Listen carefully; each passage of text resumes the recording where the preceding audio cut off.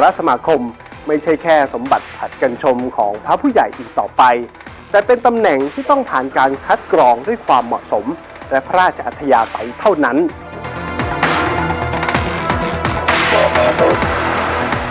ในรอบนี้ราชกิจจานุเบกษาได้ประกาศรายชื่อเลือดใหม่และผู้กลับมาใหม่รวม6รูปซึ่งวิเคราะห์ดูแล้วเราจะเห็นสเปคที่เปลี่ยนไปอย่างชัดเจนครับดูตัวอย่างพระพรหมวชิระเมธีเจ้าอาวาสวัดอรุณราชวรารามนะครับการกลับเข้ามาของท่านมีความหมายนัยสำคัญท่านคือต้นแบบของพระนักบริหารที่เปลี่ยนวัดเก่าแก่ให้กลายเป็นแลนด์มาร์คระดับโลกสร้างรายได้สร้างความภูมิใจโดยไม่ทิ้งแก่นธรรมนี่คือโมเดลที่คณะสงฆ์ไทยอยากให้วัดทั่วประเทศทำตามครับที่น่าจับตามองที่สุดก็คือพระธรรมวชิรจินดาภรณ์หรือว่าเจ้าคุณสมคิดจากวัดราชบพิตรนะครับด้วยวัย 55 ปีถือว่าหนุ่มมากในวงการสงฆ์ระดับสูงท่านคือกุญซือด้านการศึกษาเป็นอธิการบดีของมหาวิทยาลัยสงฆ์นะครับการดึงท่านเข้ามาสะท้อนว่าโจทย์ใหญ่ของมหาเถรสมาคมชุดนี้คือการรื้อระบบการเรียนสงฆ์ให้ทันสมัยต่อโลก AI และดึงคนรุ่นใหม่กลับมาฟังธรรมะให้ได้ครับและพระพรหมเสนาบดีนะครับผู้เชี่ยวชาญด้านงานต่างประเทศในยุคที่ geopolitics ศาสนาถูกใช้เป็นเครื่องมือเชื่อมสัมพันธไมตรีท่านคือตัวจักรสำคัญนะครับที่จะขยายซอฟต์พาวเวอร์พุทธศาสนาไทยในเวทีโลกส่วนพระอีก3รูปล้วนเป็นพระสายวิปัสสนาและงานปกครองที่มีภาพลักษณ์สมถะไร้ข้อคอรหาการเข้ามาของท่านคือการถ่วงดุลและสร้างภาพลักษณ์ที่ขาวสะอาดขึ้นให้มหาเถรสมาคมครับ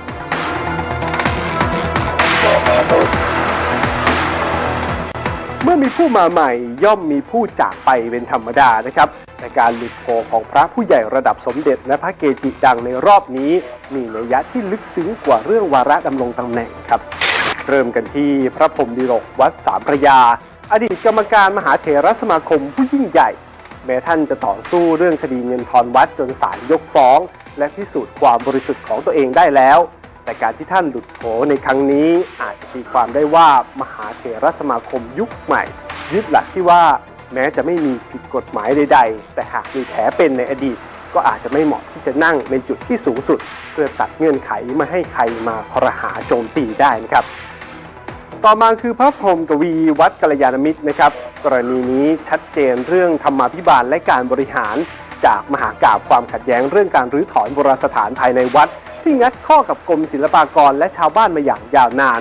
การปรับท่านออกอาจจะตีความได้ว่านี่คือการลดแรงเสียดทานทางสังคมและต้องการผู้นำที่มีภาพลักษณ์ประนีประนอมมากกว่าครับและกลุ่มที่พูดได้ว่ามีนัยยะทางการเมืองสงฆ์ที่น่าสนใจที่สุดเริ่มที่สายพี่ใหญ่ปกครองอย่างสมเด็จพระมหาธีราจารย์หรือสมเด็จปัสริตแห่งวัดโพนะครับท่านคือบิ๊กเนมระดับท็อป 5 ของวงการสงฆ์การที่ท่านพ้นจากตำแหน่งอาจจะมองได้ว่าเกิดจากปัจจัยหลายๆปัจจัยรวมกันทั้งเรื่องปัญหาสุขภาพที่รุมเร้าท่านหรืออีกมุมหนึ่งคือเรื่องการลดขั้วอำนาจเก่าเพื่อเกลี่ยดุลอำนาจใหม่ไม่ให้วัดใดวัดหนึ่งมีอิทธิพลมากไปในสมาคมหรือว่าอาจจะเป็นการผลพวงกระแสข่าวในอดีตที่เกิดขึ้นในแวดวงของสงฆ์ที่ผ่านมานะครับและที่สะเทือนวงการธรรมยุทธ์ที่สุดก็คือพระพรหมวชิรวิมลจากวัดบวรนิเวศวิหารนะครับการที่ท่านหลุดจากตำแหน่งสายวัดบวรซึ่งเคยเป็นศูนย์กลางของอำนาจมาอย่างยาวนานเป็นการตอกย้ำว่าศูนย์กลางอำนาจใหม่ของธรรมยุทธ์ได้ย้ายไปอยู่ที่วัดราชบพิตรและวัดเทพศิรินทร์อย่างสมบูรณ์แล้วตามพระราชนิยมในรัชกาลปัจจุบัน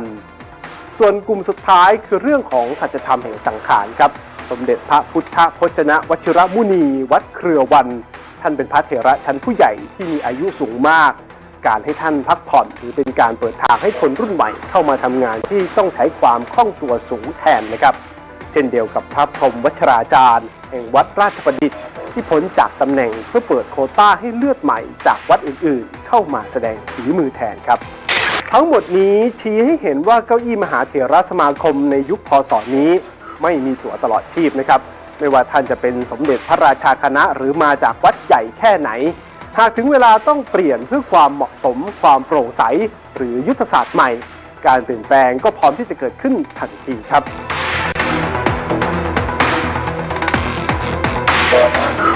คำถามสุดท้ายก็คือภายใต้หน้าตาของครม.สงฆ์ชุดใหม่นี้ทิศทางของศาสนาพุทธไทยจะเปลี่ยนไปอย่างไรบ้างหากจะให้เราสรุปก็คงจะออกมาหลักๆ ดังต่อไปนี้ครับ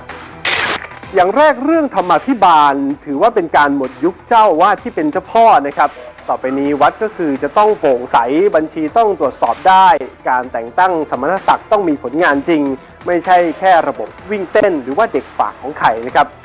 อย่างต่อมาคือการทำงานเชิงรุกพระจะไม่อยู่แค่ในวัดรอให้คนมาทำบุญแต่จะมีการใช้สื่อออนไลน์เทคโนโลยีการท่องเที่ยวเชิงวัฒนธรรมรุกเข้าไปหาประชาชนเพื่อตอบโจทย์จิตวิญญาณของคนเมืองที่กำลังว้าวุ่นอยู่ในปัจจุบันนี้ครับและอย่างสุดท้ายคือความเป็นเอกภาพความขัดแย้งระหว่างนิกายธรรมยุทธ์กับมหานิกายจะลดลงเพราะโครงสร้างใหม่นี้รวมศูนย์อำนาจที่แตกร้าวไว้ที่จุดเดียวทุกฝ่ายต้องร่วมมือกันทำงานเพื่อกู้วิกฤตศรัทธาที่มีต่อวงการสงฆ์ในประเทศไทยไม่มีการแยกก๊กแยกเหล่ากันอีกต่อไปหากจะยังให้ระบบนี้ยังคงอยู่คู่กับชาติไทยสืบไปในภาคหน้านะครับคุณผู้ชมครับการแต่งตั้งกรรมการมหาเถรสมาคมชุดใหม่นี้คือการเดิมพันครั้งสำคัญที่สุดของวงการสงฆ์ไทยนะครับนี่ไม่ใช่แค่การเปลี่ยนแค่ตัวบุคคลธรรมดาเท่านั้นแต่คือความพยายามของโครงสร้างอำนาจหลังยุคแก้กฎหมายพระสงฆ์ในปี 2561 ที่จะปรับสเปคของมหาเถรสมาคมเพื่อรองรับโจทย์หินที่รออยู่ข้างหน้าคือการดึงศรัทธาของคนรุ่นใหม่กลับมาและก็พิสูจน์ให้เห็นว่าผ้าเหลืองนั้นยังเป็นที่พึ่งทางปัญญาและจิตวิญญาณได้จริงไม่ใช่แค่เพียงอาชีพหรือแหล่งหาผลประโยชน์เท่านั้นนะครับ10 ธันวาคมนี้รัฐนาวาลำใหม่ของคณะสงฆ์กำลังจะเริ่มออกเดินทางจะฝ่าขึ้นลมแห่งวิกฤตศรัทธาไปได้ตลอดรอดฝั่งหรือไม่ประชาชนชาวพุทธอย่างเราผู้ตัดสินครับและนี่คือเรื่องราวทั้งหมดของ The Story เอพิโซดนี้นะครับหวังว่าคุณผู้ชมจะชอบเนื้อหาที่เรารวบรวมนำมาเสนอและ The Story จะกลับมาใหม่ในตอนหน้าจะเป็นเรื่องราวอะไรนั้นรอติดตามชมกันด้วยนะครับสวัสดีครับสวัสดีครับท่านผู้ฟังที่เคารพวันนี้เกษตรเพชรสำริดผู้ดำเนินรายการนำเรื่องราวที่แบ่งปันให้ท่านได้คิดได้พิจารณากันก็คนเราเลือกที่เกิดไม่ได้อยากจะเป็นคนดีก็เป็นไม่ได้อยากจะเป็นคนชั่วก็เป็นไม่ได้เพราะเหตุผลที่ว่าความอยากจะดีจะชั่วนั้นเป็นไปได้โดยยากในกรณีที่เราทำความดีเราก็เป็นคนดีในขณะที่เราเป็นคนทำความชั่วเราก็เป็นคนใจบาปใจดำใจหยาบคายใจดำอำมหิตดังนั้นวันนี้เราทำอะไรถูกทำอะไรผิดทั้งคนรู้เทวบุตรเทวดาทั้งมนุษย์อมนุษย์ก็ย่อมรู้โดยเฉพาะตัวท่านเองก็รู้อยู่แก่ใจว่าท่านทำถูกท่านทำผิดทำถูกก็เหมือนสีขาวทำผิดก็เหมือนสีดำไม่ว่าเราจะอยู่ในฐานะความเป็นมนุษย์ที่นั่งอยู่ในระดับไหนอย่างไรก็แล้วแต่ไม่ว่าจะเป็นส่วนของพระราชามหากษัตริย์หรือผู้พิพากษาในระดับที่เป็นตัวแทนของพระมหากษัตริย์ทั้งภายในประเทศหรือต่างประเทศก็ตามเรื่องราวเหล่านี้เป็นเรื่องที่รู้อยู่แก่ใจการทำถูกทำผิดท่านก็พิพากษาตัวเองตัดสินว่าถูกว่าผิดเรียกว่าเป็นตราบุญเป็นตราบาปก็เป็นเรื่องที่ผู้ดำเนินรายการได้พูดถึงเครื่องสมองใจก็เคยพูดถึงว่าไม่อยากเมื่อไม่อยากก็เป็นผู้ไม่มีกิเลสไม่มีเครื่องเศร้าหมองทำไมเราเกิดมาทุกวันนี้ทั้งคนไทยหรือชาวต่างชาติก็มีความอยากเป็นพื้นฐานของความเป็นมนุษย์เหมือนตัณหาเป็นความทยานอยากมีอวิชชาครอบงำความสุขที่เราได้รับความสุขก็ดีสุขแบบอิงอามิตรทรัพย์สินเงินทองรวยล้นฟ้าหรือยากจนก็มีปีติได้มีความสุขได้สุขนั้นก็คือสุขที่ไม่ต้องอิงอามิตร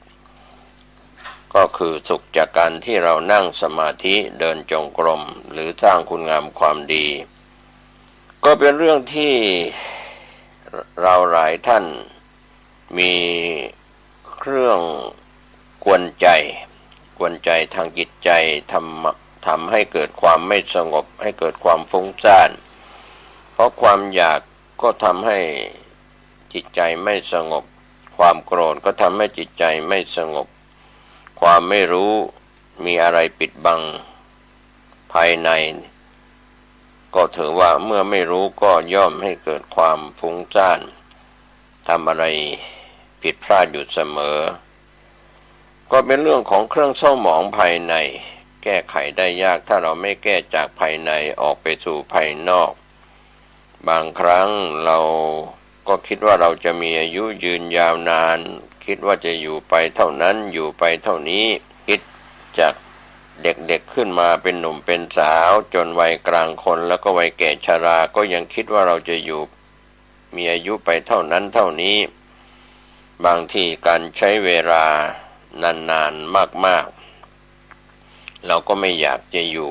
หลายคนที่เป็นโรคติดเตียงแก่เฒ่าชราไม่มีลูกหลานญาติมิตรหรือญาติคอยดูแลก็อยากจะจากโลกนี้ไปย่อมจะลาจากโลกนี้ไปเพราะว่าความทุกข์ทรมานจากโรคภัยไข้เจ็บที่เบียดเบียนจากความแก่ความชราพยาธิที่เบียดเบียนก็เป็นธรรมดาของ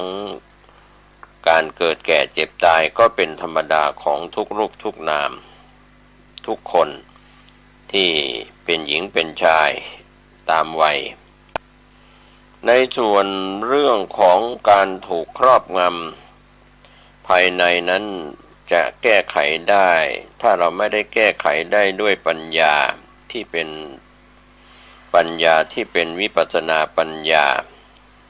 เครื่องเศร้าหมองทั้งหลายก็ยังคงไม่สามารถจะปิดประตูอบายภูมิได้เรียกว่าวิปัสสนาญาณที่เกิดจากการปฏิบัติกรรมฐานก็จะปิดประตูอบายภูมิได้เพราะว่าวิปัสสนาปัญญาเป็นตัวแก้เครื่องเศร้าหมองก็บวกกับสติปัญญานั่นแหละครับท่านผู้ฟังหลายท่านก็อาจจะถามตัวเองอยู่ตลอดเวลาว่าคิดอย่างไรก็ต้องคิดให้อภัยตัวเองก่อนปัจจุบันนี้เราก็ต้องคิดให้อภัยกับตัวเองก่อนว่าในอดีตเราเคยโง่เคยไม่ฉลาดสิ่งที่ไม่ควรทำก็ทำไปแล้วสิ่งที่น่าระอายบาปก็ไม่มีอย่างอายสิ่งที่เคยพูดไปแล้วในสิ่งที่ไม่อยู่ในเรื่องของธรรมะหรือว่าธรรมีกถาก็ไปพูดเรื่องเดรัจฉานวิชาขวางจากทางที่จะไปสู่การหลุดพ้นเรียกว่านึกถึงทีไรเราก็น้อยอกน้อยใจคิดว่าความโง่เป็นความไม่ดีทั้งในอดีตปัจจุบันถ้าเรายังโง่ไม่ฉลาดอยู่ก็จะเป็นเรื่องที่ให้อภัยตัวเองไม่ได้แต่ถ้าเราฉลาดในปัจจุบันก็ให้อภัยตนเองได้แก้ไขปัญหาได้ถือว่าปัญญาที่จะแก้ไขทุกข์ได้นั้นไม่ใช่ปัญญาธรรมดาเรียกว่าต้องสร้างปัญญาบารมีจากอดีตชาติจนถึงปัจจุบันนี้อบรมอินทรีย์จนกลายเป็นภระมีอินทรีย์แก่กล้ามีภระกำลังแก่กล้าที่จะได้มีโอกาสประหารกิเลสด้วยมรรคญาณผลญาณดังนั้นวันนี้ที่เราให้อภัยตัวเองก็คือสิ่งที่เรามีสติมีปัญญาประคับประคองสติที่เป็นไปโดยติดต่อไม่มีระหว่างขั้นนั่นแหละเป็นผลของการเจริญภาวนาเรียกว่าเจริญทั้งสติทั้งปัญญาเกิดขึ้นก็เห็นรูปนามเกิดขึ้นเห็นรูปนามตั้งอยู่เห็นรูปนามดับไปเป็นทุกขังทนอยู่ไม่ได้เป็นอนิจจังตั้งอยู่ไม่ได้เป็นอนัตตาบังคับบัญชาไม่ได้ก็ถือว่า ทั้งบุญและบาปก็เกิดขึ้นตั้งอยู่ดับไปไม่ใช่บาปเกิดขึ้นตั้งอยู่ดับไปฝ่ายเดียวทั้งบุญก็เกิดขึ้นตั้งอยู่ดับไปที่เป็นความดีและก็ความชั่วก็เกิดขึ้นตั้งอยู่ดับไปเป็นสภาวธรรมเข้าใจคำว่าเรากำลังอยากเรากำลังโกรธเรากำลังเกลียดหรือกำลังลุ่มหลงอยู่ก็เป็นเหตุที่เราจะต้องมีสติกำหนดรู้ทุกอาการเรียกว่ากำหนดรู้อยู่ตลอดเวลาที่เป็นปัจจุบันความคิดเกิดขึ้นดีไม่ดีก็ต้องกำหนดรู้ผุดขึ้นมาบางครั้งเราไปคิดว่าเราคิดดีแล้วเราก็คิดเรื่อยเปื่อยขาดสติควบคุมไม่ได้กำหนดความคิดก็เผลออีกดังนั้นวันนี้การที่เราตั้งสติให้ดีอย่าให้หลงอย่าให้ขาดสติอย่าให้เผลอก็จะได้ไม่หลงเชื่อความคิดที่ไม่ดีหรือคิดที่ผิดวันนี้เราอยู่ในสถานที่ใดๆจะเป็นศาลาโบสถ์วิหารลานพระเจดีย์ภายในวัดหรือในป่าก็ตามเมื่อนั่งสมาธิหลับตาลงไปแล้วก็ต้องรักษาสติกำหนดรู้ให้ดีครับอาจจะทำกำหนดรู้ในอาการลมเข้าลมออกหรือกำหนดพองกำหนดยุบหรือกำหนดอาการใดๆที่มีความรู้ที่เป็นปัจจุบันทางตาทางหูทางจมูกทางลิ้นทางกายและก็ทางใจที่นึกคิดอยู่ก็เรียกว่าเมื่อเราจะพูดก็พูดน้อยพูดอย่างการควบคุมอารมณ์มีสติดังนั้นวันนี้เราเห็นคนที่พูดมากๆนั้นเป็นคนที่พูดขาดสติเป็นเดรัจฉานวิชาเป็นการพูดถึงสิ่งที่ขวางจากมรรคผลนิพพานก็เข้าข่ายที่เราพูดถึงโบราณอาจารย์บัณฑิตกล่าวถึงโยคีโยคาวจรที่เป็นนักปฏิบัตินั้นจะกินน้อยนอนน้อยแล้วก็พูดน้อยเพราะว่าถ้าไปใช้เวลาในการพูดมากๆกินมากๆนอนมากๆก็เสียเวลาถูกครอบงำด้วยอวิชชาความไม่รู้คำว่าโชคดีก็หลายคนก็หวังว่าจะโชคดีที่ถูกหวยรวยเบอร์โชคดีที่ได้เกิดเป็นมนุษย์ได้พบพระพุทธศาสนาแต่ในอดีตเราอาจจะโชคไม่ดีเกิดเป็นสัตว์เดรัจฉานเป็นสัตว์นรกเปรตอสุรกายสัตว์เดรัจฉานเป็นมนุษย์ก็เป็นคนทุกข์ยากเข็ญใจนั่นเป็นอดีตที่ผ่านมาทั้งที่เป็นอดีตภพแล้วก็เป็นอดีตการที่ผ่านมาอย่างไรก็ตามอดีตผ่านไปแล้วจะดีก็ได้ไม่ดีก็ได้รับผลดีก็ได้รับผลที่เป็นความทุกข์ความเดือดร้อนก็ได้ก็การทำความชั่วที่ทำไปแล้วเมื่อนึกถึงว่าเราเคยทำความชั่วเราก็ต้องกำหนดรู้ในอารมณ์ที่เรานึกถึงความชั่วร้ายที่เราได้เคยทำผิดต่อศีลธรรมและกฎหมายของบ้านเมืองหรือเรานึกถึงความดีที่เราได้ทำมาแล้วก็เป็นความคิดทั้งที่ดีและไม่ดีและก็กลางๆไม่ดีไม่ชั่วเมื่อความคิดเกิดขึ้นก็ต้องกำหนดความคิดเรียกว่าสติกำหนดรู้ให้เกิดความเข้มแข็งพอเป็นการป้องกันอันตรายที่ขาดสติก็เรียกว่าถ้าขาดสติแล้วเราก็ตัดสินใจอะไรที่ผิดทำในสิ่งที่ไม่ควรทำพูดในสิ่งที่ไม่ควรพูดอย่างนี้เป็นต้นเป็นตัวอย่างก็ชีวิตคนเรานั้นไม่มีอะไรเที่ยงแท้แน่นอนพูดว่าคนเราชีวิตของเราจะไปบอกว่าไม่มีธรรมะเป็นที่พึ่งก็ไม่ใช่มีอยู่แต่เราไม่รู้จักธรรมะก็คือสติที่เป็นธรรมะปัญญาที่เป็นธรรมะการขาดสติการขาดปัญญาก็เป็นอธรรมที่เป็นสิ่งที่เป็นบาปธรรมทั้งหลายก็เป็นธรรมในข่ายอกุศลธรรมาธรรมทั้งหลายที่เป็นบาปกุศลธรรมาธรรมทั้งหลายที่เป็นบุญส่วนอัพยากตธรรมาธรรมทั้งหลายที่ไม่ใช่บุญไม่ใช่บาปก็ปรากฏว่าเป็นธรรมมาทั้งหลาย3อย่าง3ประการดังนั้นขาดสติจะคิดดีก็เมื่อขาดสติ ก็ไม่ดีคิดไม่ดีขาดสติก็ไม่ดีเป็นกลางกลางใจคิดกลางกลางขาดสติควบคุมอารมณ์ก็ไม่ดีเป็นอันตรายอยู่ตลอดเวลาดังนั้นก็เราส่วนใหญ่เราไม่ได้ให้อภัยตัวเองยามที่เราโกรธตัวเองก็เรียกว่าโกรธไม่ลง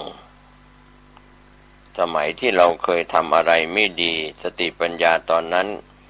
ก็อาจจะคิดไม่ได้หุนหันพลันแล่นไปจนถึงขาดสติยับยั้งชั่งใจทั้งเหตุการณ์บานปลายร้ายแรงก็มีมากมายคุณธรรมในใจที่มีสติมีปัญญาอาจจะแวบเข้ามาแม้จะเป็นปัจจุบันขณะหนึ่งก็เรียกว่าอารมณ์ที่มีสติปัญญาแวบหนึ่งก็ทำให้เรากำจัดอวิชชาความไม่รู้ได้อย่างมากมายวันนี้เราจะเจริญกรรมฐานให้รู้มากกว่าความไม่รู้ก็จะทำให้เราเจริญสติได้อย่างต่อเนื่องที่เรียกว่าสาตัจจกิริยาเป็นไปโดยติดต่อก็ไม่ต้องไปคิดเรื่องของเหตุผลเพราะว่าเรื่องของการเวลาเรื่องของความคิดหรือค่านิยมของคนเรานั้นก็ต้องคิดเรื่องบุญเรื่องบาปเรื่องถูกต้องผิดพลาดก็เป็นสิ่งที่มีอยู่แล้วในตัวตนของแต่ละคนแต่ละท่านก็พูดถึงเหตุพูดถึงปัจจัยเหตุปัจจัยที่เป็นปัจจัยปัจจุบันทั้งเหตุทั้งผลก็มีเรื่องของกุศลวิบากก็เป็นผลที่ดีอกุศลวิบากก็เป็นผลที่ไม่ดีก็สมัยนี้เราก็จะเรียกว่าเป็นพฤติกรรมของคนหรือว่าสันดานของคนที่มีสันดานเดิมมีนิสัยเดิมๆที่ทำดีบ้างนิสัยเดิมๆที่ทำไม่ดีบ้างชอบคิดชอบแสดงออกในสิ่งที่เกิดขึ้นก็เรียกว่าอดีตสั่งสมมาเป็นปัจจุบันและก็จากปัจจุบันก็จะกลายเป็นอนาคตก็มีมุมมองที่เราจะตัดสินว่าเราสั่งสมความดีมามากผลก็ได้รับความสุขความเจริญมากถ้าเราสั่งสมความชั่วร้ายในสิ่งที่ไม่ดีมามากเราก็จะได้รับความทุกข์ความเดือดร้อนก็การที่เรามาเจริญพระกรรมฐานมานั่งภาวนาแม้จะใช้เวลาไม่มากก็เป็นการให้อภัยตัวเองที่เราได้เจริญภาวนาบ่อยๆก็เป็นการเปลี่ยนบรรยากาศเปลี่ยนอารมณ์มีสติควบคุมอารมณ์ของตนเองดังนั้นภาพตัวเองที่เป็นปัจจุบันก็จะเป็นการให้อภัยตัวเองที่เคยขาดสติที่เคยขาดปัญญาก็เป็นการให้อภัยตัวเองแล้วในการเจริญวิปัสสนาปัญญาที่กำหนดรู้ในปัจจุบันทั้งที่เป็นการให้อภัยตัวเองการอโหสิกรรมให้กับตนเองการสร้างนิสัยอภัยตนเองอโหสิกรรมตัวเองบ่อยๆก็จะทำให้ตัวเรานั้นมีนิสัยใจคอที่เคยไม่เรียบร้อยก็จะเรียบร้อยเมื่อให้อภัยตนเองมีเรื่องในอดีตที่เคยทำไม่ดีรู้สึกไม่ดีนึกถึงภาพตัวเองในสมัยเมื่อ10 ปีที่แล้ว20 ปีที่แล้ว30 ปีที่แล้วหรือนึกย้อนไปในอดีตจะกี่วันกี่เดือนกี่ปีก็แล้วแต่เมื่อนึกถึงภาพตัวเองแล้วก็นึกถึงภาพตัวเราในปัจจุบันเปรียบเทียบกันก็จะเห็นว่าการให้อภัยก็ขอให้เป็นเพื่อนกับตัวเองในอดีตถือว่าตัวเองในปัจจุบันเป็นพี่อดีตเป็นเพื่อนปัจจุบันเป็นพี่คือตัวเราเองดังนั้นตัวเองในวันวานที่เป็นอดีตเป็นน้องเคยผิดพลาดพี่ก็ให้อภัยพี่ตอนนี้มีความรู้มากขึ้นปัญญามีมากขึ้นสติปัญญามีมากขึ้นการให้อภัยน้องที่เคยโง่ในอดีตก็หมายถึงตัวเองที่เคยผิดพลาดมาก็เรียกว่ามีความรู้สึกที่เป็นบุญ มากกว่าเป็นบาปมีการปล่อยวางมากจิตใจก็เบาสบายมากน้อมกำหนดลมหายใจเข้าลมหายใจออกมีสติควบคุมในลมหายใจเข้าหายใจออกหรือในคำภาวนามีสติที่เป็นปัจจุบันอยู่ดังนั้นวันนี้เราก็ไม่ต้องไปพูดถึงเรื่องการให้อภัยคนอื่นถ้าเรารู้จักให้อภัยตนเองที่เคยผิดพลาดมาก็จะไม่ต้องมีอะไรมาค้างคาใจทำให้ใจเราสงบแล้วก็ปล่อยวางได้สำหรับหลายคนที่ชอบผูกโกรธนะครับท่านผู้ฟังก็เป็นคนที่น่าสงสารนะครับที่ผูกโกรธไว้เป็นปีเป็นเดือนการผูกโกรธนี่เป็นไม่เป็นเวลาเป็นอากาลิโกไม่เป็นเวลาผูกโกรธกันเรียกว่าอาฆาตมาตร้ายบางคนนั้นมีความโกรธอาฆาตจองเวรไว้เป็นแรมปีแรมเดือนจำได้แม่นยำว่าเคยโกรธใครจะเป็นเพื่อนเป็นใครที่เคยโกรธกันมาแล้ว25 ปี30 ปีหรือ10 ปี15 ปีความโกรธเหล่านั้นก็ยังคาใจความเครียดแค้นชิงชังก็ปรากฏอยู่ก็ความจริงสิ่งที่เราเคยอาฆาตเคยโกรธที่จำแม่นได้นั้นควรจะปล่อยวางไปก็เป็นพลังของเครื่องเศร้าหมองใจที่ทำลายจิตใจสุขภาพร่างกายและก็จิตใจเราก็อาจจะทำให้เจ็บป่วยได้ง่ายเพราะว่าเราไปผูกเวรเก่าๆที่เคยมีนิสัยเดิมๆเคยเป็นนักเลงหัวไม้เคยเป็นนักเลงในอบายมุขไม่ว่าจะเป็นนักเลงสุรานักเลงการพนันนักเลงหญิงนักเลงอะไรต่างๆมากมายก็จะต้องปรับนิสัยจากที่เคยเป็นอย่างนั้นมาเป็นนิสัยดีๆหยุดการกระทำกลายเป็นนิสัยที่ดีๆก็ไม่อยากจะพลัดพรากไปจากความคิดที่ผิดๆก็คิดในสิ่งที่ดีๆให้กลับเรียกว่าร้ายกลายเป็นดีอย่างนี้เป็นต้นเป็นตัวอย่างก็ถือว่าเป็นส่วนหนึ่งของชีวิตก็ในกลุ่มที่เราพูดกันอยู่เสมอว่าปฏิบัติธรรมแล้วไปเจริญภาวนาแล้วไปเข้าวัดเข้าวาแล้ว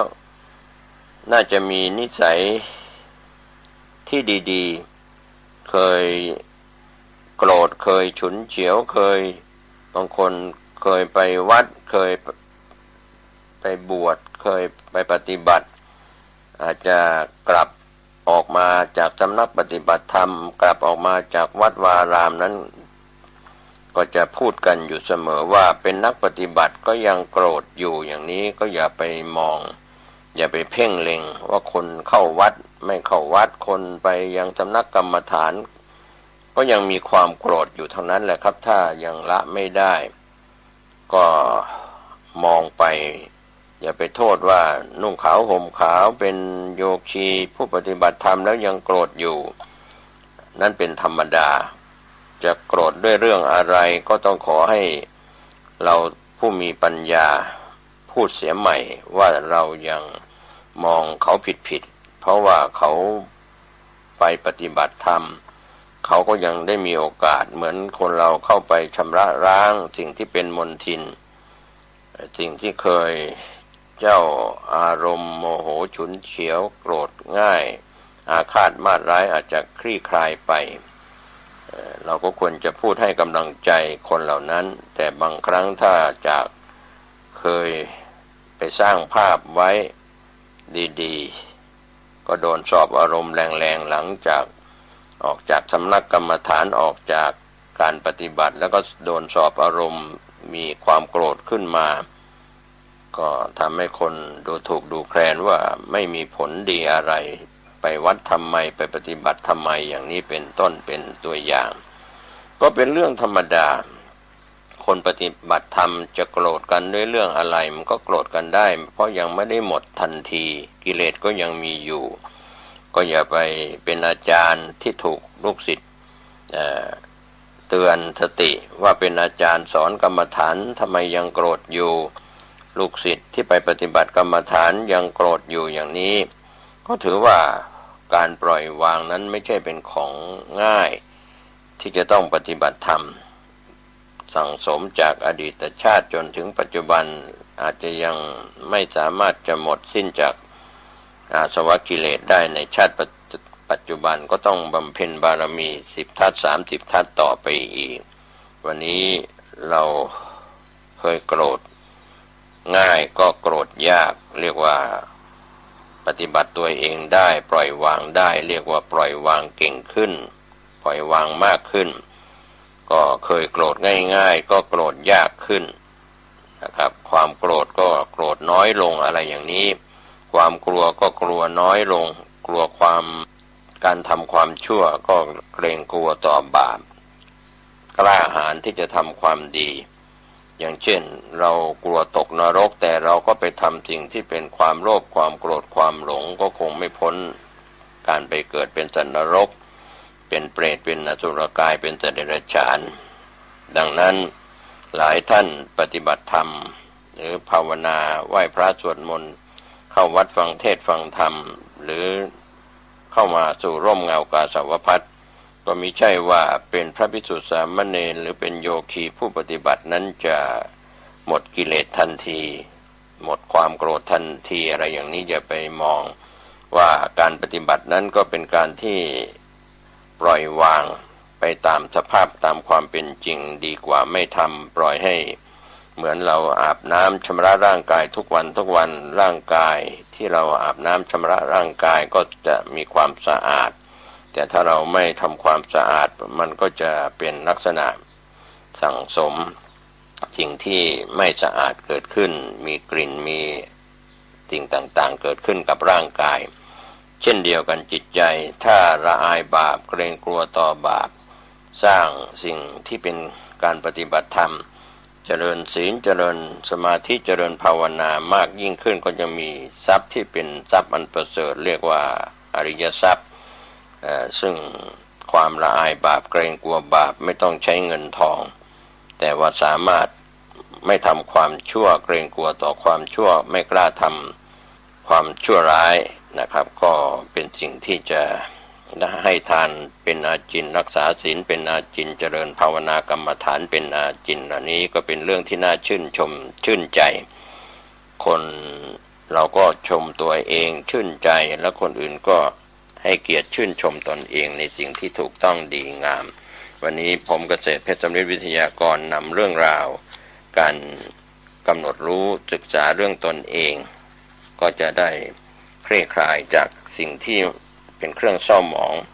สุขกายสุขใจเมื่อเราคลายหรือลดสิ่งที่เป็นบาปธรรมทั้งหลายความดีก็ทำไม่ใช่ละบาปก็ต้องทำบุญละทั้งบาปทั้งบุญก็จะเข้าสู่ความพ้นทุกข์ทุกรูปทุกนามวันนี้และวันหน้าโดยทั่วหน้ากันสวัสดีครับท่านผู้ฟังที่เคารพในส่วนของการนำสารธรรมธรรมบรรยายจากพระอธิการบุญเป่งปิยธรรมโมเจ้าวาดวัดใหม่ห้วยทรายตำบลสุเทพอำเภอเมืองเชียงใหม่จังหวัดเชียงใหม่ท่านได้มีธรรมเมตตากล่าวธรรมบรรยายในรายการธรรมวันนี้ดังนี้พอดีตะวานี่มันก็มีงานศพตีดงหัดนาคบันดงหัดนาคพอดีกับไอ้บุญก็อยู่แล้วสร้างทองมาคนศรัทธาสร้างทองมาแล้วแต่ก็เป็นคนขับรถตะวานี่ก็ว่าจำเป็นจะต้องไปนะจะต้องไปบันดงหัดนาคพอจะได้นะเพราะว่ามันก็แม่คนรู้จักกันนะแม่เมื่อก่อนนี้เอาหลานมาบวชตีวัดห้วยทรายนะมันนอนอยู่ห้วยทรายนี่15 คืน15 วันนะลุงปันนี่นะแกก็รักหลานแกอยู่เอามันนอนเอามานอนตัวบวชแล้วก็มานอนตัวอยู่นี่แล้วนะเมื่อแล้วเนี่ย นะก่อนที่จะเข้าพรรษาสักหน่อยนะเราก็ไปนะอ่าเราก็ไปตีไอ้บันดงหัดนาคเนี่ยเราไปแล้วก็พอดีว่าวันเดียวนี้นายเดียก็บอกว่าพ่อก็ไปอยู่บ้านแล้วเนาะหมายความว่าเดิมทีแกอยู่ที่สวนไปสร้างสวนไอ้ยังอยู่แล้วประเดี๋ยวบอกว่าไปอยู่ที่บ้านละก็เลยตามไปหาที่บ้านก็ไปตุกเจ้าไป2-3ไปด้วยกัน3 องค์ด้วยกันนะแล้วกันเลยว่ามัดมือมัดอะไรอย่างไปเรียกไปเรียกนั่นจุ่มมานั่นจุ่มเป็นมกทายกของวัดดงหันนาคนะก็เป็นญาติกันนี่แหละก็ไปเรียกมาประเดี๋ยวนี้ก็นั้นนะมาแล้วก็มัดมือแล้วมัดมือแล้วก็บอกว่าประเดี๋ยวนี้แล้วเราจะไปกินเหล้าแล้วห้ามกินเหล้าละเพราะว่าเราเนี่ยเป็นมัคคณายกเป็นผู้นำนี่แหละเป็นผู้นำนี่เราจะไปกินเหล้านี่มันบ่เหมาะนี่เราก็เตือนไว้อย่างนี้เขา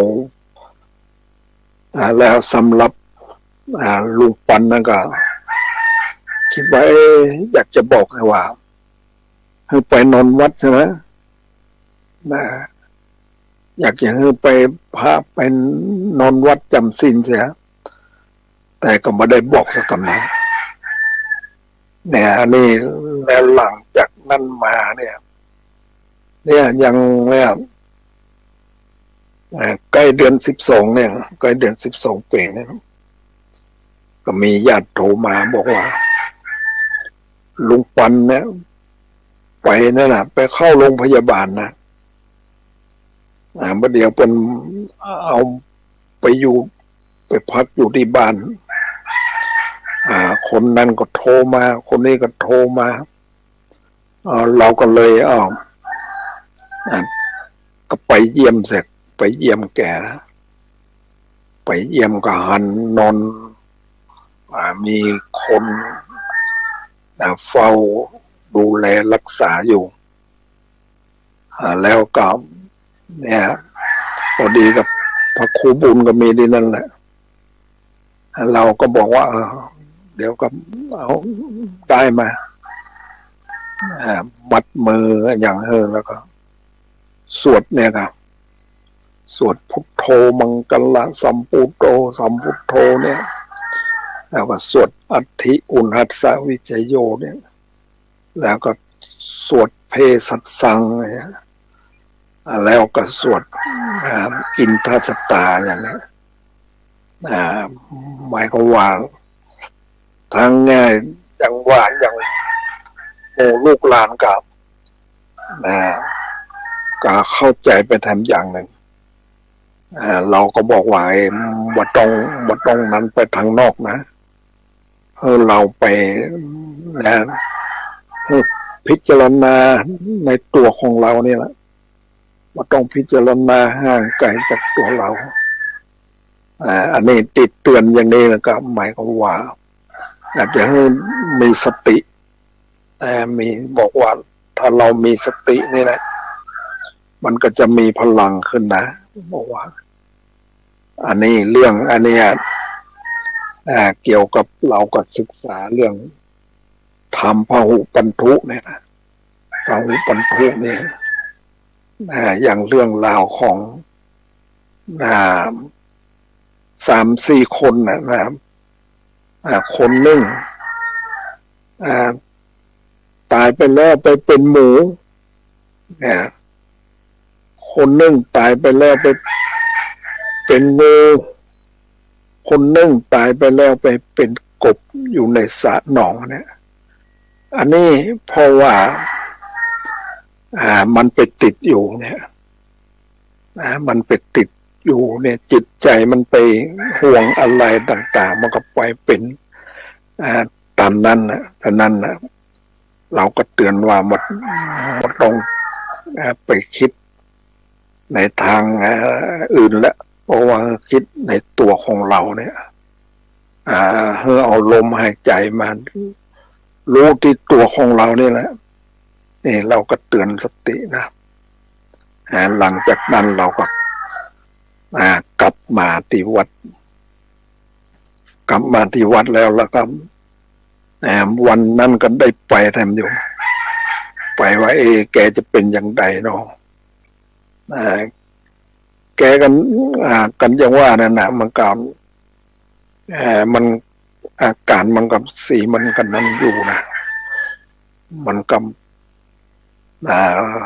ก็นึกใจว่าจะดีขึ้นภายหลังในเมื่อกี่วันเนี่ยนะคงจะเป็นวันพระเนี่ยนะพระที่แล้วเนี่ยนะก็บอกว่าลุงปันเสียไปแล้วอันนี้เขาก็ว่ามันก็อย่างว่านะเราก็นั้นนะแน่ตะวานี่นะก็เลยเขาเอาศพไปเรียกว่าทำบุญนึกตะวานี่นะก็ไปนั่นกันเลยว่าเราก็ไปเนี่ยไปเนี่ยกินเขาไงแล้วก็ไปที่นั่นแหละไอ้บุญขับรถไปนะแต่ว่าไปถนนหนทางต่างเขาไปทางตะลี่แล้วก็เข้าไปทางปนทางบันดงมันไปแล้วก็ไป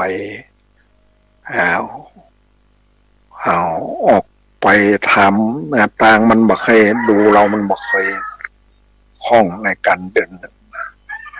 ก็ต้องถามคนไปเรื่อยๆกว่าจะถึงตีบ้านงานศพตัวนี้เพิ่นก็ทำมาอย่างแล้วเพิ่นก็ทำมีกันโอกาสเป็นตานอะไรอย่างแล้วก็นั่นแล้วเราก็ไปทีหลังเนี่ย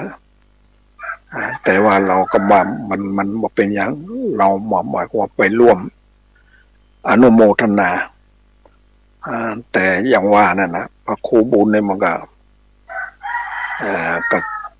เราก็เคยบวชอะไรเรียกว่าเมื่อก่อนนั้นน่ะ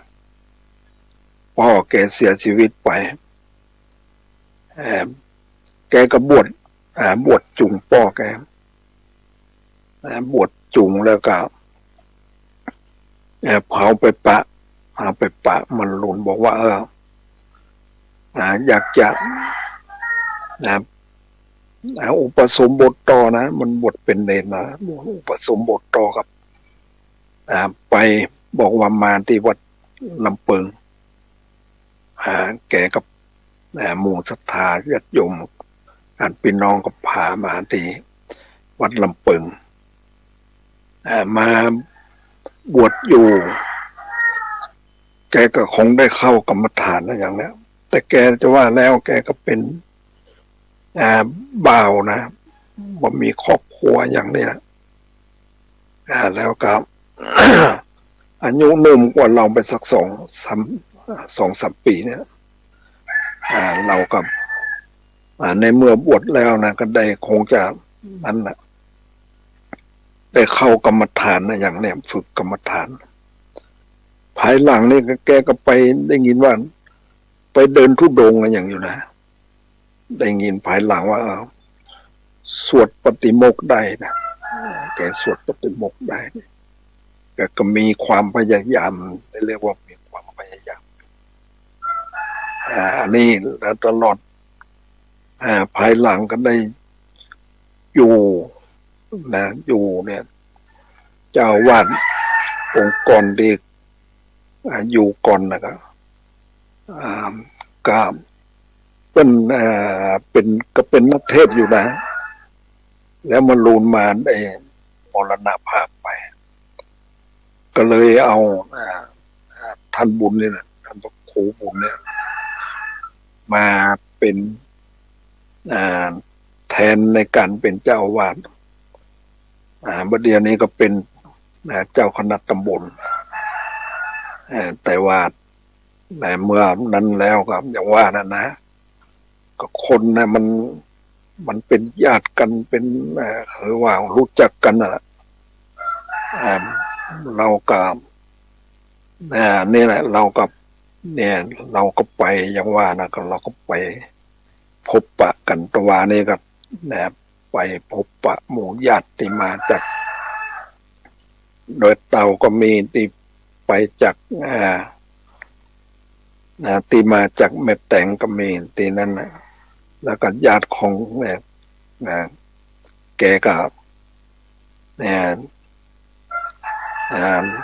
คือว่าหมู่ตั้งลูกตั้งหลานที่มีนั่นไปเนี่ยแล้วกันเนี่ยในเตียเนี่ยก็เป็นผู้ช่วยเกี่ยวกับคงจะเป็นเนี่ยเศรษฐกิจพอเพียงเนี่ยเขาล่องไปต่างถนนสายใต้เนี่ยตีซูมใหญ่ๆน้อยหนึ่งนะที่จะบอกว่าเศรษฐกิจพอเพียงมันเขียนไว้เศรษฐกิจพอเพียงแต่ในเดียนี่ก็คงตั้งลูกแกมันมี2-3 คนแต่ว่ายังว่าเนี่ยเขาก็ไอเนี่ยอีกคนเนี่ยก็เป็นลูกของแกนะไปได้ผัวตั้งละปูนหมดแล้วแล้วก็มาแล้วนี่มันตั้งบ้านอยู่ที่ต่างจะเข้านะพอดีแล้วแกก็ไปก็เหมือนจะไปขายพวกไก่อบอยู่เนี่ยค้าขายอยู่เนี่ยเราก็เหมือนกับไปเตือนอยู่นะไปเตือนบอกว่า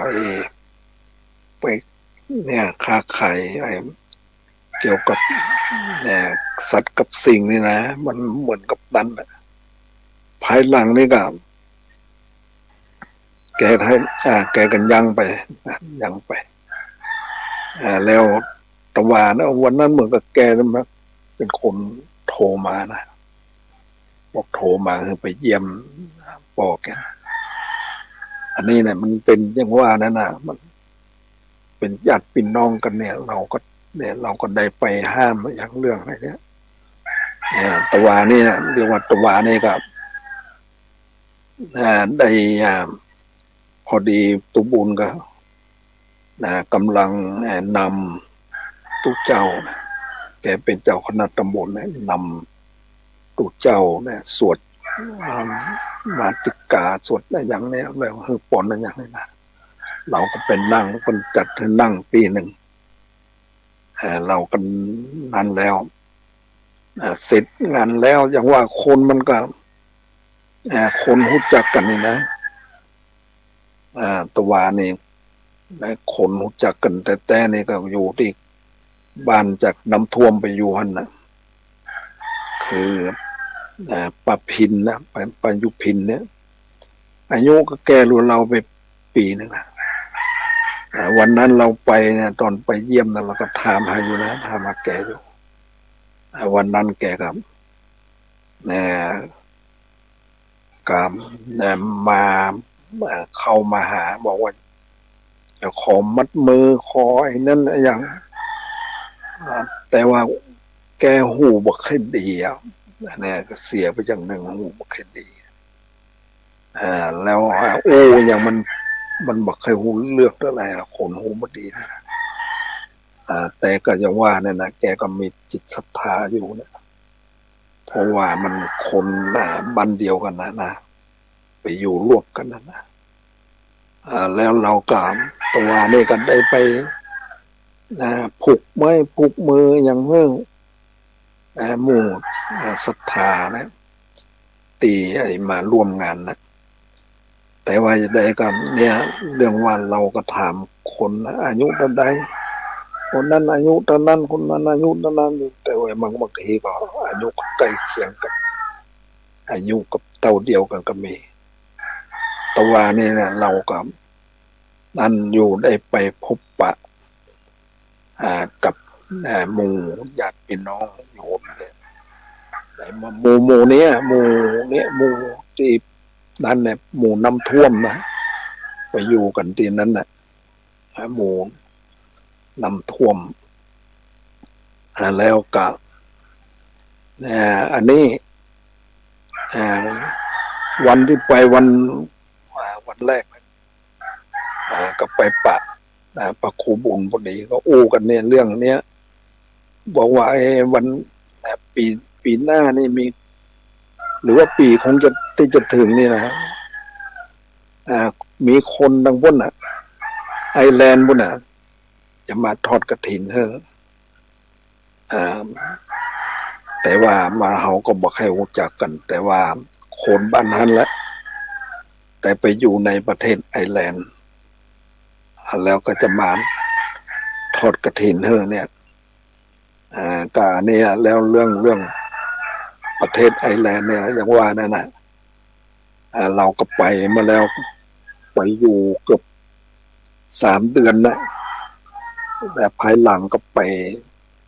ร่วมทอดกฐินทั้งอันนี้แต่จะว่าเนี่ยนะมันปีแล้วนี่มันก็มีการนั้นนะเกี่ยวกับชักชวนกันไปทอดกฐินที่ประเทศไอร์แลนด์คนก็ไปรู้จักกันแต่มาไปอยู่ปีแล้วนี่ไปเหมือน10 กว่าคนนะไปในคณะกันเนี่ยไป10 กว่าคนอันนี้ก็เรียกว่าเราเนี่ยตัวนี่ก็เหมือนกับเราก็เหมือนกับไปช่วยเหลือนะช่วยเหลือคนไปแนะนำคือว่าเมื่อแล้วเนี่ยที่ว่าเนี่ยไปแนะนำอาจารย์ปนันจุ่มเนี่ยนะแล้วก็พอมูเนี่ยมูญาติของเนี่ยญาติของไอ้นั้นก็นี่แหละญาติของเนี่ยเขาก็ถามมาเขาก็มาจัดเรียกว่าจัดเพลงให้เลี้ยงเพลให้เราสันเพลงกันแล้วก็ถามว่าอันนี้ไผนะเขาก็บอกชื่อว่าคนนั้นคนนี้กับเนี่ยนะเป็นญาติกันนะเป็นลูกหลานกันนี่แหละเราก็บอกว่าถามถึงนะว่าลุงนันจุ่มมันเป็นยังไงพ่องเดียวนี่นะมันเขาก็บอกว่ามันมากินเหล้าแล้วหมดจากการกินเหล้าแล้วเนี่ยอะไรมาแล้วเนี่ยได้ไปเตือนนะที่ว่าเราบอกเพิ่มไปบ้านลุงปันแล้วก็บอกให้ไปเรียกนันจุ่มมาแล้วนี่แล้วมาแล้วนี่เราก็จะว่าอย่างว่านั่นแหละแล้วเราก็เนี่ยนวลจุ่มนี่มันมีพระสิงห์นะพระสิงห์องค์หน้าตักกะสัก2 นิ้วกว่าเนี่ยแกได้มาสมัยเมื่อเป็นตุกเจ้าแล้วแกบอกว่าบางคนมาเขามาหันเนี่ยก็อยากให้ได้นะอย่างมาแล้วก็มาลูนก็บอกว่าเอามาให้เขาเสียเนี่ยเอาไว้ให้เขารักษาไว้เราก็มักเก็บรักษาไว้ภายหลังเนี่ยเราก็เอาเนี่ยรถยนต์เนี่ยอ่านว่าแกมีความเสียสละเอารถยนต์ไปให้การรถโตโยรุ่นรุ่นเขาว่ารุ่นรุ่นสติกเกอร์อย่างเนี้ย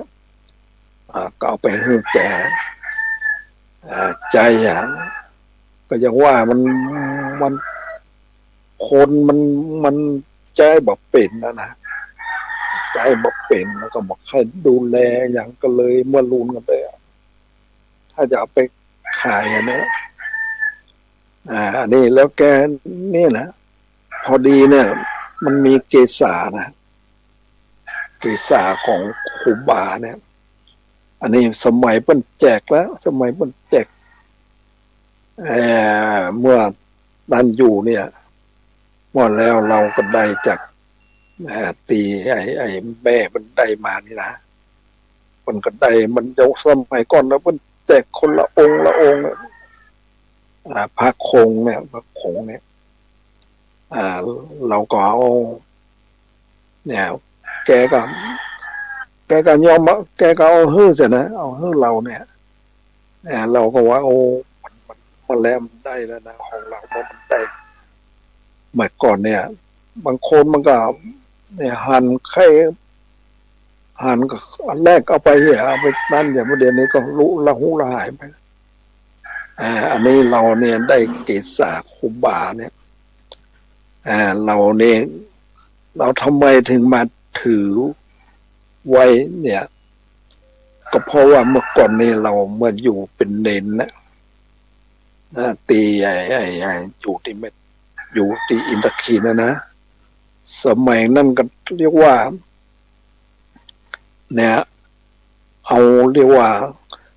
ซ้อมไม้เนี่ยซ้อมไม้เป็นเป็นแท่งเนี่ยสี่เหลี่ยมนี่นะไม้มันก็หนาพอสมควรเราก็ฟันเนี่ยเรียกว่าซ้อมเนี่ยนะก็ดีเป็นมัน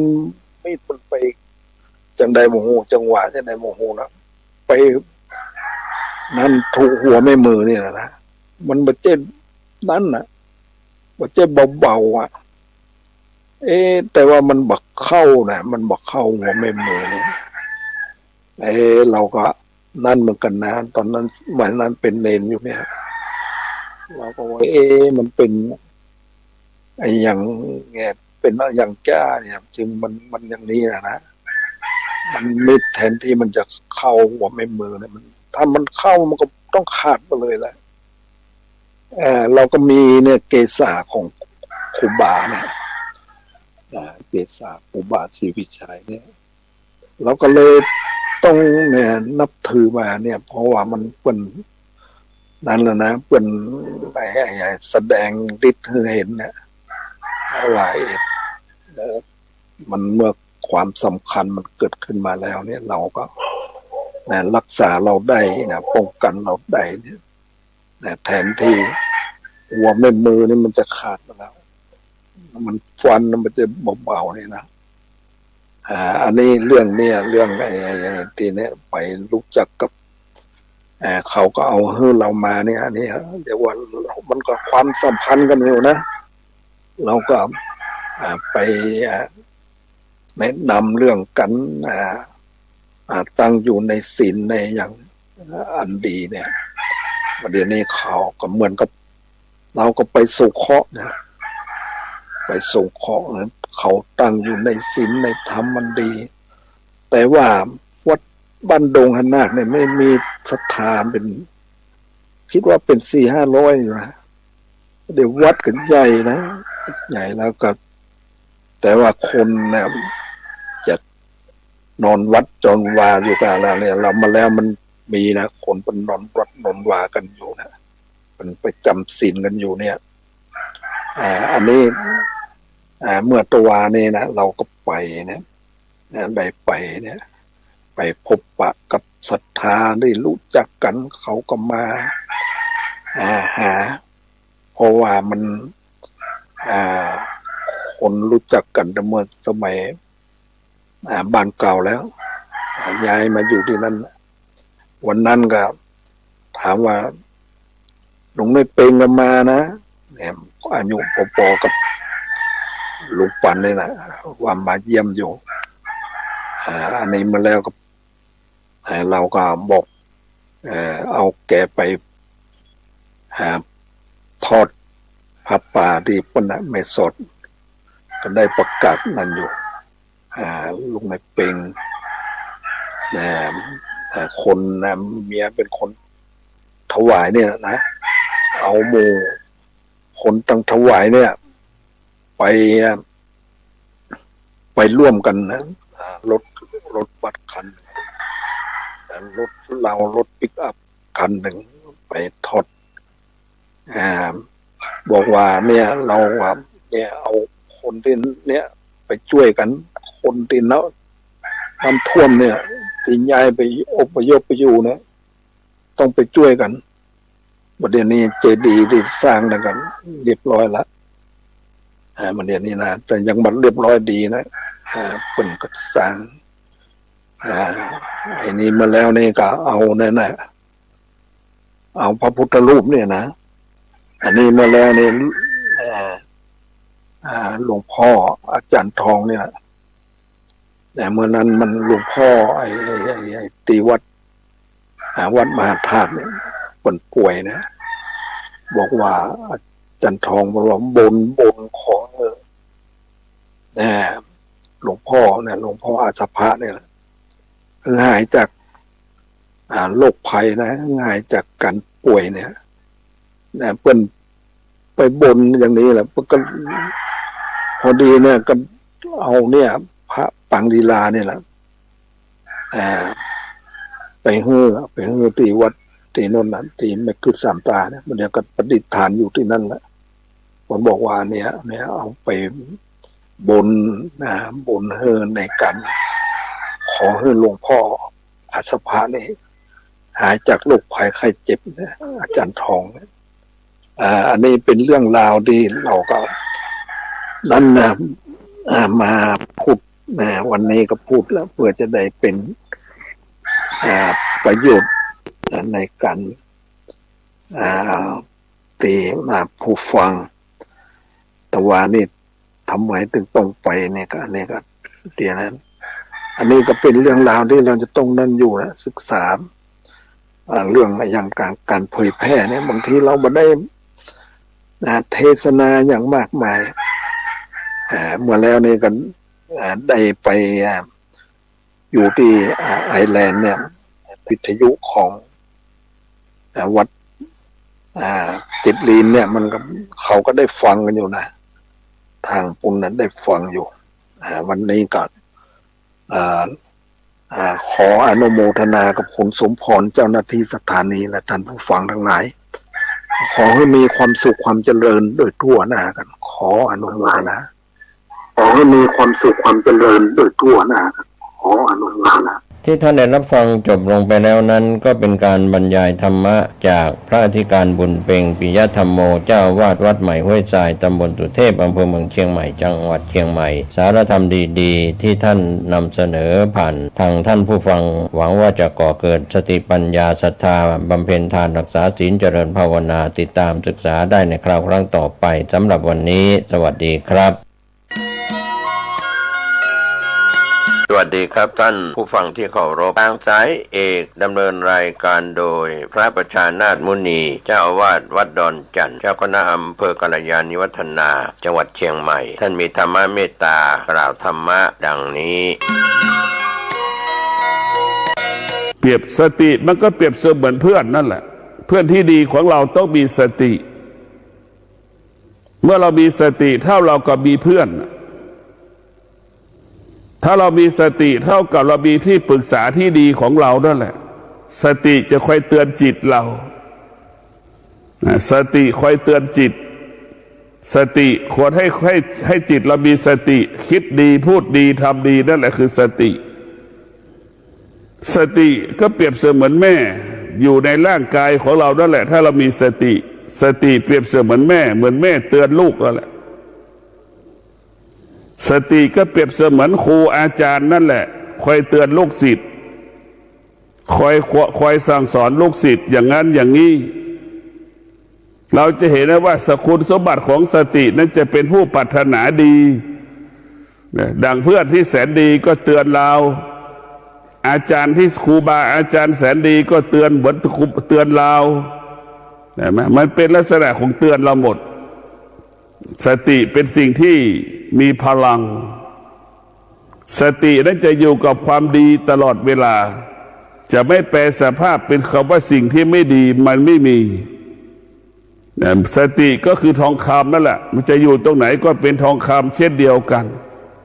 ธรรมะก็เป็นเช่นนั้นเป็นน้ำนั่นแหละจะเป็นน้ำเหม็นไม่ใช่น้ำที่มันจะเหม็นก็เป็นน้ำแต่พวกเราทั้งหลายมันจะเป็นฉี่ก็เป็นน้ำน่ะเท่านั้นธรรมะก็เป็นเช่นนั้นมันไม่สามารถแปลสภาพไปเป็นอย่างอื่นได้แต่พวกเราทั้งหลายนี่แหละคือธรรมะมันคงสภาพเดิมมันคงสภาพเดิมตลอดเวลาถ้าเราเอาธรรมะมาเป็นหลักแล้วเนี่ยเท่ากับเรามีหลักให้กับชีวิตเรียกว่าคนที่มีธรรมะเปรียบเสมือนคนที่มีบ้านอยู่นั่นแหละไม่ต้องกังวลใจคนที่ไม่มีธรรมะเป็นคนที่กังวลใจสิ้นเดือนมาแล้วยังหาเงินค่าเช่าไม่มีให้อีกเวลาเจ็บป่วยลูกหลานมาเยี่ยมก็ไม่มีให้ลูกหลานได้พักอีกเนี่ยกังวลใจไปหมดตอนไม่เจ็บไม่ป่วยก็กังวลใจตอนเจ็บตอนป่วยก็กังวลใจเนี่ยพวกเราทั้งหลายเห็นไหมคนที่มีบ้านอยู่กับคนที่ไม่มีบ้านอยู่น่ะความสุขหรือความสงบสุขคนที่มีบ้านอยู่มีความสุขบริบูรณ์ด้วยความสงบสุขนั่นแหละคนที่มีบ้านอยู่เท่ากับคนที่มีความสงบสุขคนที่ไม่มีบ้านอยู่เปรียบเสมือนคนที่มีความสุขมันกังวลใจตลอดเวลาสิ่งนั้นยังไม่มีสิ่งนั้นยังไม่มานั่นแหละเหมือนเราต้องการต่างๆเนี่ยสิ้นเดือนแล้วไม่มีเงินจะผ่อนค่าหอไม่มีเงินให้ค่าหออย่างเงี้ยตื่นเช้ามาจะไม่มีเงินให้ลูกไปเรียนหนังสืออย่างเงี้ยมันกังวลใจไปหมดนั่นแหละคือความสุขพวกเราทั้งหลายต้องพิจารณาเราหลงความสุขแต่ถ้าเราพิจารณาเดินจริงแล้วความสุขเนี่ยเป็นผู้ทำลายชีวิตเราหมดทุกเรื่องสามีภรรยาอยู่ร่วมกันเนี่ยใช่ไหมทุกคนบอกว่ามีความสุขเนี่ยความสุขเหล่านี้ได้พัฒนากลายเป็นความทุกข์มีลูกแล้วมีสุขมีความสุขตรงไหนมีลูกเราก็พิจารณาเรามีทรัพย์สมบัติแล้วไปสุขตรงไหนเราก็ต้องพิจารณาดูสิ่งที่เรามีอยู่นี่สิ่งที่เราครอบครองอยู่นี่มันมีความสุขตรงไหนในพวกเราทั้งหลายเราต้องรู้ว่าธรรมะเป็นสมบัติของเราตอนที่เรามีชีวิตอยู่ตอนที่เราอยู่ก็มีเรียกว่าเกิดความสงบสุขธรรมะก็เป็นสมบัติของเราเวลาที่เราตายไปแล้วธรรมะก็จะเป็นสมบัติของเราอีกขณะที่มีชีวิตอยู่ธรรมะก็เป็นสมบัติอันแท้จริงของเราหลังที่เราตายไปแล้วธรรมะก็เป็นสมบัติอันที่แท้จริงของเราอยู่มีความสุขก็อยู่ด้วยธรรมนี่แหละจะตายอย่างมีความสุขก็ตายด้วยธรรมนี่แหละธรรมะจึงเป็นสมบัติของผู้ปฏิบัติธรรมสมบัติที่เราหามาได้ไม่ใช่สมบัติเราสมมติขึ้นมามันเป็นของนอกกายทั้งสิ้นสมมติธรรมเนี่ยไม่มีใครสมมติธรรมนี่คือแสงสว่างพวกเราทั้งหลายสมบัติที่เรามีอยู่เป็นของมืดยามเราเจ็บป่วยเห็นไหมคนอายุ60เจ็บป่วยนี่พอเจ็บป่วยสุดก็คิดถึงสมบัติของเราใครเอาของเราไปเราจะแบ่งให้ใครให้ลูกคนไหนกังวลใจไปหมดทำแล้วเป็นทุกข์แต่พวกเราทั้งหลายต้องมีสติธรรมะเป็นสมบัติของมนุษย์ตอนที่มีชีวิตอยู่โดยเฉพาะศีลสมาธิปัญญาเนี่ยเป็นสมบัติของมนุษย์ที่มีค่าสำหรับมนุษย์หลังที่ตายไปแล้วธรรมะก็จะเป็นสมบัติของมนุษย์เพราะฉะนั้นพวกเราทั้งหลายธรรมะภาคปฏิบัติยึดมั่นถือมั่นการปฏิบัติธรรมประพฤติธรรมเป็นหลักไม่ได้ยึดการให้ทาน เนี่ยมันไม่ได้ยึดการให้ทาน ยึดการปฏิบัติตนประพฤติตนดังเช่นคนที่เกิดมาแล้วก็ดำรงตนด้วยศีลทั้ง5 ข้อเกิดมาแล้วก็นั่งสมาธิภาวนาจนหมดลมหายใจบุคคลเหล่านี้เวลาตายไปแล้วเรียกว่าไปสู่ภพภูมิที่ดีเพราะดำรงตนด้วยธรรมเวลาจะตายก็ตายด้วยธรรมธรรมก็คือแสงสว่างส่องทางเดินยามที่เราตายเราจะเห็นว่าเราจะอยู่ตรงไหนเราเลือกอยู่ได้ระหว่างนรกกับสวรรค์ระหว่างสวรรค์กับนิพพานเราเลือกได้ว่าจะไปทางไหนเนี่ยพวกเราทั้งหลายพิจารณาดูตรงกันข้ามคนที่เกิดมาก็ล่วงละเมิดศีลไม่เคยนั่งสมาธิไม่เคยนั่งสมาธิกินเที่ยวเล่นเป็นอาจินเนี่ยพวกเราทั้งหลายตอนมีชีวิตอยู่ก็เป็นความทุกข์จะตายก็เกิดความทุกข์กลัวตายเห็นไหมพวกเราทั้งหลายคนที่ตายไม่มีศีลไม่มีธรรมะเปรียบเสมือนคนตายที่เหมือนเปยเหมือนคนตายที่ไม่มีเสื้อผ้าใส่นั่นแหละมันแตกต่างกันอย่างไรกับคนตายที่มีธรรมะเปรียบเสมือนคนตายที่มีเสื้อตายและมีเสื้อผ้าใส่ติดตัวไปมันแตกต่างกันพิจารณาดูคนตายด้วยศีลธรรมเป็นคนที่ยกย่องสรรเสริญเหมือนคนที่ตายแล้วใส่เสื้อผ้าเห็นไหมก็มีคนไปมาหาสู่คนที่มีธรรมะตายแล้วคนก็ยังไปมาหาสู่งานศพตรงกันข้ามคนที่ตายแล้วประพฤติตนผิดศีลไม่มีสมาธิไม่มีธรรมะก็เหมือนคนที่ตายไม่มีเสื้อผ้าใส่นั่นแหละเปลือยกายแล้วก็ตายเนี่ยไม่มีใครไปมาหาสู่งานศพพวกเราทั้งหลายพิจารณาก็มีคนจำนวนมากมาถามว่าแม่ตายเนี่ยพ่อตายญาติตายเนี่ยมันไปอยู่ที่ไหนอาจารย์นกจะถาม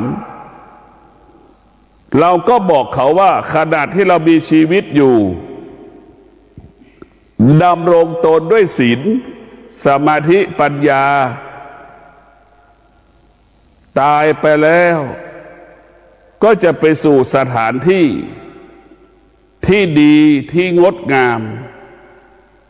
ดังที่บอกว่าศีลสมาธิปัญญาเป็นสมบัติไม่อดไม่อยากไม่ลำบากตายไปแล้วมีที่อยู่อย่างดีมีคนดูแลอย่างดีเพราะธรรมะเป็นสมบัติเนี่ยสิ่งที่มีค่าขณะที่เรามีชีวิตอยู่เพราะฉะนั้นพวกเราทั้งหลายรีบปฏิบัติธรรมเมื่อเราปฏิบัติธรรมด้วยศีลสมาธิปัญญาแล้วเนี่ยยามที่เราตายไปชีวิตเราจึงเกิดคำว่าอุดมสมบูรณ์ด้วยปัจจัย4เสื้อผ้าอาภรณ์ของกินของใช้ถ้าเรามีชีวิตอยู่และล่วงละเมิดศีลตายไปแล้วอดอยากลำบากญาติพี่น้องทำบุญไปให้ก็ไม่ได้รับเพราะเราไม่มีศีลคนที่ไม่มีศีลก็เหมือนคนที่ไม่มีพาหนะพวกเราทั้งหลายลำบากไปหมดคนที่มีศีลเป็นเสมือนคนที่มีพาหนะเห็นไหม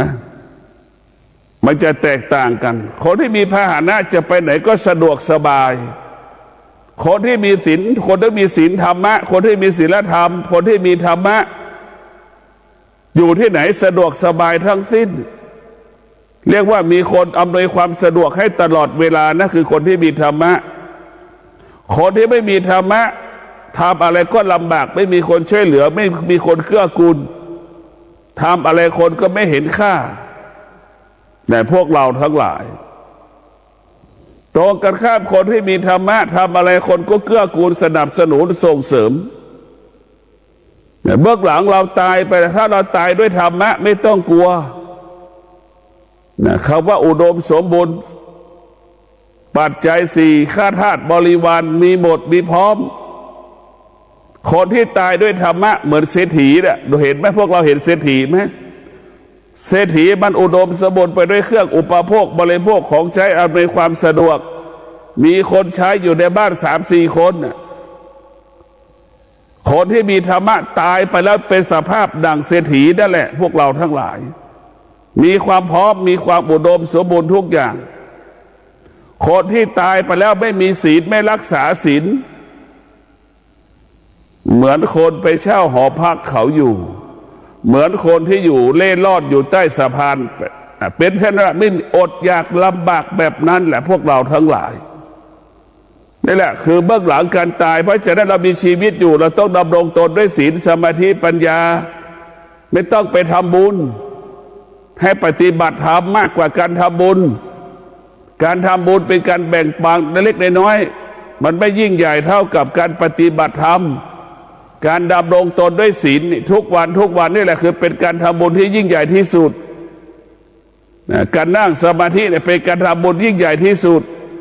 การดำเนินชีวิตโดยใช้ปัญญาเนี่ยยิ่งใหญ่ที่สุดศีลสมาธิปัญญามันจึงเป็นแก่นเป็นสาระคำสอนของพระพุทธเจ้าในพวกเราศีลสมาธิปัญญาเป็นแก่นเป็นสาระคำสอนของพระพุทธเจ้าจึงอยากให้พวกเราได้เอาศีลสมาธิปัญญานี่ไปไว้กำกับกำหนดควบคุมบุคคลที่มีญาติที่ตายจำไว้นะที่เรามีชีวิตอยู่ตายไปแล้วต้องการความสุขสบายเหมือนเศรษฐีเห็นไหมลูกเศรษ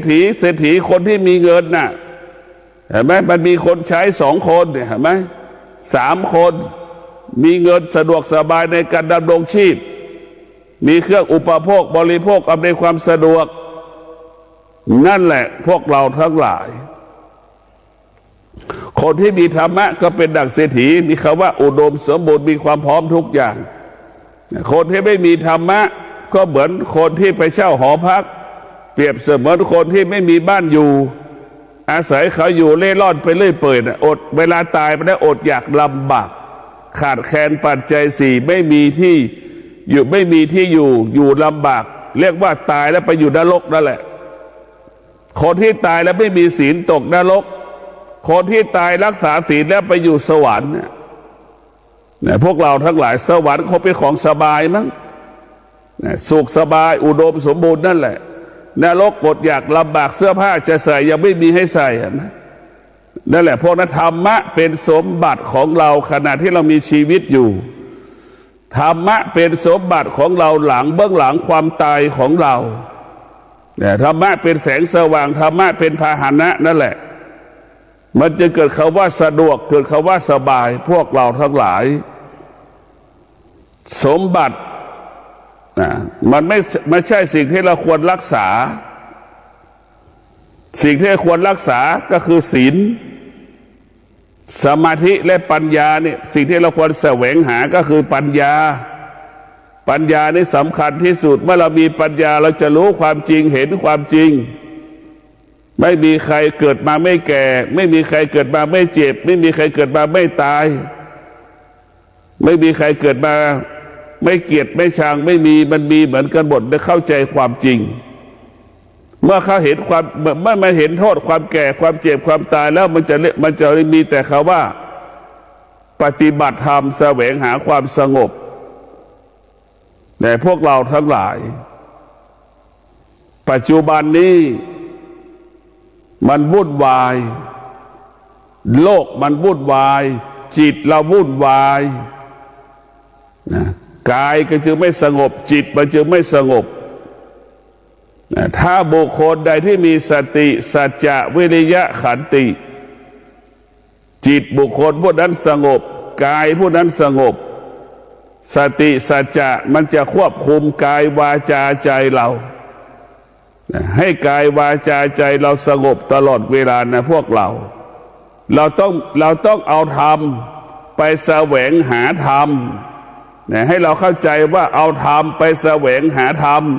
เราจึงจะได้ธรรมธรรมถึงจะเกิดกับเราธรรมที่นี้ก็คือสติสัจจะวิริยะขันตินี่แหละคือธรรมแล้วเราจะไปแสวงหาธรรมธรรมมันจะเกิดขึ้นได้เมื่อเรามีสติมีสัจจะมีวิริยะมีขันตินั่นแหละคือธรรมจะเกิดขึ้นทุกวันนี้เราไปแสวงหาธรรมแต่เราไม่เอาธรรมธรรมจะเกิดขึ้นได้อย่างไรเช่นเรานั่งสมาธิขนาดนี้เนี่ยเรานั่งสมาธิเนี่ยเราจะต้องเอาธรรมมากำกับกายของเราธรรมก็คือสติสัจจะวิริยะขันติมาควบคุมกายข้าพเจ้าจะนั่งสมาธิ30 นาทีข้าพเจ้าจะไม่ขยับเท้าขวาเท้าซ้ายข้าพเจ้าจะไม่ขยับมือขวามือซ้ายข้าพเจ้าจะนั่งตัวตรงข้าพเจ้าจะไม่นั่งก้มหัวนี่ครบ30 นาทีนี่แหละธรรมะมันเกิดขึ้นแล้วธรรมะคืออะไรธรรมะก็คือสัจจะนั่นแหละคือธรรมะสตินั่นแหละคือธรรมะความอดทนนั่นแหละคือธรรมะวิริยะภาคเพียรนั่นคือธรรมะธรรมะมันไม่ได้เกิดจากการนั่งหลับตาเนี่ยพวกเราทั้งหลายธรรมะไม่ได้เกิดจากการนั่งหลับตาถามมันได้อะไรแล้วก็ไม่ได้มีอะไรที่จะเกิดขึ้นกับเราเพราะเราไม่เอาธรรมเนี่ยเราให้สัจจะแล้วว่าเราจะนั่งสมาธิ30 นาทีเรานั่งสมาธิ1 ชั่วโมงเนี่ยเราก็นั่งครบทุกอย่างที่เราให้สัจจะ1เราจะไม่ขยับเท้าขวาเท้าซ้ายเห็นไหมขณะที่เรานั่งมันเจ็บมันปวดเราก็มีสติอดทนจะไม่ขยับเท้าขวาเท้าซ้ายนี่แหละคือธรรมะสติมันเกิดสัจจะมันเกิดวิริยะภาคเพียรมันเกิดความอดทนมันเกิดสติสัจจะวิริยะขันติก็เป็นดับความเจ็บความปวดที่มันเกิดขึ้นกับที่เรานั่งสมาธิเราก็ไม่ยอมขยับเท้าขวาเท้าซ้ายนั่นแหละคือธรรมะมันเกิดขึ้นแล้วสติสัจจะวิริยะขันติเราบอกแล้วว่าเรามีสัจจะวิริยะมีสติสัจจะวิริยะขันติเราจะไม่ขยับมือขวามือซ้ายดังเช่นมียุงก็ดีมาตอมใบหน้าเราเนี่ยหรือมีแมลงมาตอมใบหน้าน่ะเราจะไม่ขยับมือขวามือซ้ายไปปัดไปลูบใบหน้าเราอย่างนี้นี่แหละคือธรรมะเกิดขึ้นแล้วก็คือสติสัจจะวิริยะขันติเนี่ยธรรมะเกิดขึ้นแล้ว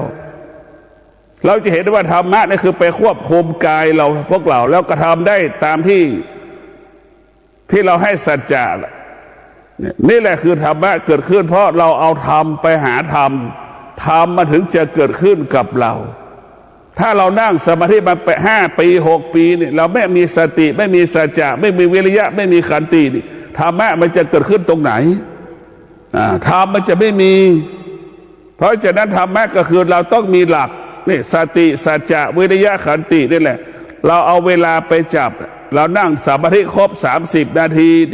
เราเดินจงกรมครบ30 นาทีนี่แหละระหว่างที่เรานั่งเดินจงกรมก็ดีนั่งสมาธิก็ดีเราจะไม่ให้ความสำคัญสิ่งอื่นๆเราจะมีสติรู้ว่าเรานั่งสมาธิเราก็มีสติรู้ว่าเดินจงกรมแล้วจะให้ความสำคัญ2 สิ่งเท่านั้นเดินก็ให้เรารู้ว่าเดินจิตก็อยู่กับที่เราเดินขวาย่างรู้ซ้ายย่างรู้เนี่ยเรานั่งก็ให้เรารู้ว่าเรานั่งสมาธิอึดอัดก็ให้เรารู้แล้วก็มีสติสัจจะวิริยะขันติไปข่มมันเจ็บมันปวดทุกข์ทรมานก็มีสติสัจจะวิริยะขันติไปควบคุมให้มันหยุดนิ่งไม่อยู่ใต้อำนาจความเจ็บความปวดความทุกข์ความทรมานความลำบากเนี่ยเราก็จะให้มันเป็นอย่างนี้แบบนี้พวกเราทั้งหลายธรรมนี่สำคัญที่สุดเราต้องเอาธรรมไปหาธรรมะถึงจะเกิดแต่เวลาเดินจงกรมทำไมให้เรามีสติรู้ล่ะนั่นแหละคือธรรมเท้าขวาย่างเรารู้เท้าซ้ายย่างเรารู้เรายกเท้าเราก็รู้เท้าย่างเราก็รู้บุคคลที่มีความสงบก็เปรียบเสมือนบุคคลที่ไม่มีโรคภัยไข้เจ็บเป็นเช่นนั้นแหละพวกเราทั้งหลายจิตมันก็สบายเหมือนคน แต่เหมือนคนที่ไม่มีโรคภัยแค่เจ็บใดๆนั่นแหละคนที่มีธรรมะคนที่มีความสงบเปรียบเสมือนคนที่ไม่มีโรคภัยไข้เจ็บในพวกเราทั้งหลายคนที่มีความสุขเปรียบเสมือนคนที่มีโรคภัยไข้เจ็บอยู่ในร่างกายตนเองคนที่มีความสุขทำไมถึงเป็นเปรียบเสมือนคนที่เป็นโรคภัยไข้เจ็บก็คือกังวลใจเห็นไหมคนที่เป็นโรคภัยไข้เจ็บนี่กังวลใจเหมือนคนที่มีแสวงหาความสุขกังวลใจในคนที่เรารักกังวลใจในสิ่งที่เรามีอยู่เห็นไหมคนที่มีความสุขดังที่บอกแล้วว่าความสุขมันเป็นโทษความสุขมันเป็นพิษความสุขเป็นสิ่งสกปรกความสุขนี่เป็นของสกปรกความสุขเป็นสิ่งที่ไม่สะอาดแต่พวกเราทั้งหลายทุกวันนี้เราทุกข์เพราะความสุขเราทุกข์เพราะความสุขเราไม่ได้ทุกข์เพราะความทุกข์เราทุกข์เพราะความสุข